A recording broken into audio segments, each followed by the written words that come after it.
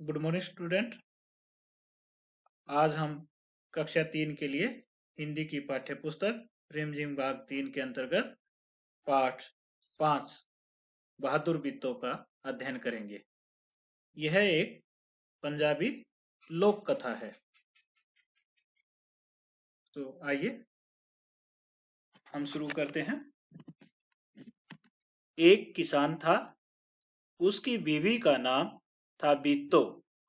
एक दिन किसान ने बित्तो से कहा, सुबह जब मैं खेत में हल चला रहा था तो एक शेर ने आकर कहा, किसान किसान, अपना बैल मुझे दे दे, वरना मैं तुझे खा जाऊंगा। बित्तो ने उससे पूछा, तूने क्या जवाब दिया? किसान ने कहा, मैंने कहा तू यहीं रुक, मैं घर जाकर अपनी गाय ले आता हूं। अगर तू बैल खा लेगा तो हम लोग भूखों मर जाएंगे। यह सुनकर बित्तो को बहुत गुस्सा आया। उसने किसान को फटकारा। फटकारना होता है बच्चों, डांटना। घर की गाय शेर को खिलाते तुझे शर्म नहीं आती? अगर गाय चली गई तो घर में न दूध न लस्सी, बच्चे रोटी किस चीज के साथ खाएंगे? बित्तो को एक तरकीब सूझी। तरकीब होता है उपाय। उसने कहा, तुम फौरन खेत में जाकर शेर से कहो कि मेरी बित्तो तुम्हारे खाने के लिए एक घोड़ा लेकर आ रही है। किसान डरता डरता शेर के पास गया। उसने कहा, शेर राजा, हमारी गाय तो बड़ी मरियल है, उससे तुम्हारा क्या बनेगा? मेरी बीवी अभी तुम्हारे लिए एक मोटा ताजा घोड़ा लेकर आ रही है। ये चित्र देख रहे हो बच्चों, ये है बित्तो और किसान, शेर, इन तीनों का। बित्तो ने सिर पर एक बड़ा सा पगड़ बांधा और हाथ में दराती लेकर घोड़े पर सवार हो गई। घोड़ा दौड़ाती वह खेत पर पहुंची और जोर से चिल्लाई, अरे किसान, तू तो कहता था कि तूने 4 शेरों को फांस कर रखा है, यहाँ तो सिर्फ एक ही है, बाकी कहाँ गए?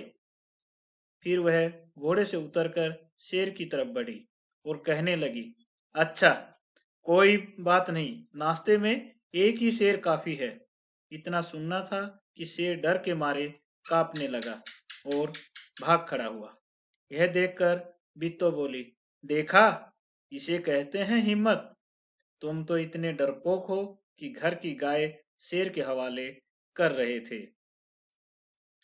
उधर भूख के मारे शेर की आंतें छटपटा रही थी। एक भेड़िए ने पूछा, महाराज, क्या मामला है? आप आज बहुत उदास दिखाई दे रहे हैं। शेर ने कहा, कुछ न पूछो, आज मुश्किल से जान बची है। आज एक ऐसी राक्षसी से पाला पड़ गया जो रोज सुबह 4 शेरों का नाश्ता करती है। यह सुनकर भेड़िया बहुत हंसा। वह सुबह झाड़ी में छिपकर सारा तमाशा देख रहा था। उसने कहा, भोले बादशाह, वह तो बित्तो थी जिसे आप जिसे आपने राक्षसी समझ लिया था। आप इस बार फिर कोशिश करके देखिए। अगर बैल आपके हाथ न आए तो मेरा नाम भेड़िया नहीं। बहुत कहने सुनने पर शेर किसान के खेत में जाने के लिए तैयार हो गया, लेकिन उसने भेड़िए से कहा, तुम अपनी पूंछ मेरी पूंछ से बांध लो। दोनों जने पूंछ बांधकर चल पड़े। उन्हें देखते ही किसान के होश हवास गुम हो गए। होश हवास गुम होना, घबरा जाना, पूरी तरह डर जाना। वह डर से थर थर कांपने लगा, लेकिन बित्तो बिल्कुल नहीं घबराई।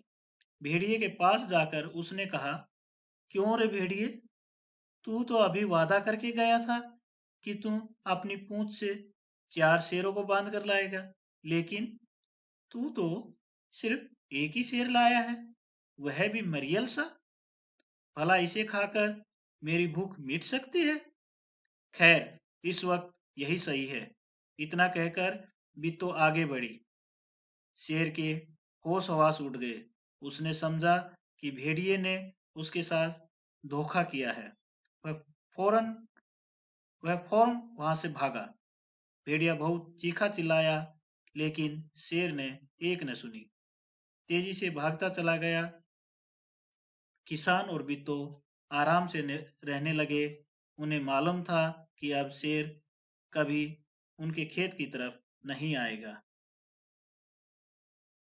बच्चों, तो ये थी कहानी।